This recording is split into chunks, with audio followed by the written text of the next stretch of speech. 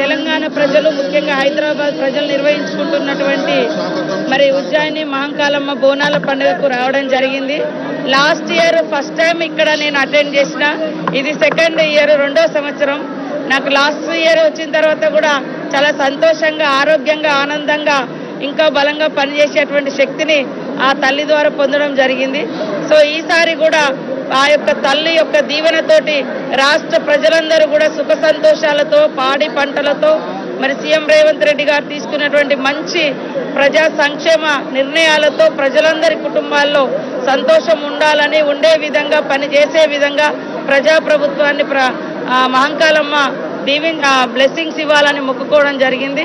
కాబట్టి రాష్ట్ర ప్రభుత్వం కూడా, ముఖ్యమంత్రి గారు, అదేవిధంగా ఎండోమెంట్ మినిస్టర్ సురేఖ గారు, మా ఇన్ఛార్జ్ మినిస్టర్ పొన్నం ప్రభాకర్ గౌడ్ గారు ఇక్కడ అన్ని ఏర్పాట్లు చేసి వారు దాదాపుగా 1-2 నెలల నుంచి పర్యవేక్షణ చేసి నిధులు కేటాయించడం జరిగింది. భక్తులు కూడా సాఫీగా వచ్చి మరి తల్లికి మొక్కులు చెల్లించుకొని పోతా ఉన్నారు.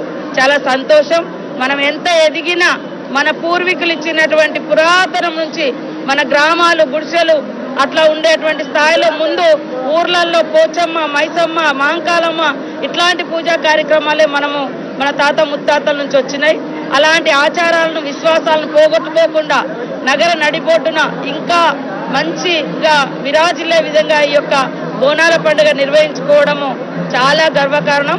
ఇంకా 1000 ఏళ్లకు ఈ తల్లి యొక్క, మహంకాళమ్మ యొక్క గొప్పతనాన్ని, వైభవాన్ని చాటే విధంగా మా ప్రభుత్వం కూడా కృషి చేస్తుందని తెలియజేస్తూ తెలంగాణ రాష్ట్ర ప్రజలకు, ముఖ్యంగా హైదరాబాద్, సికింద్రాబాద్ జంట నగరాల ప్రజలందరికీ కూడా బోనాల పండుగ సందర్భంగా శుభాకాంక్షలు.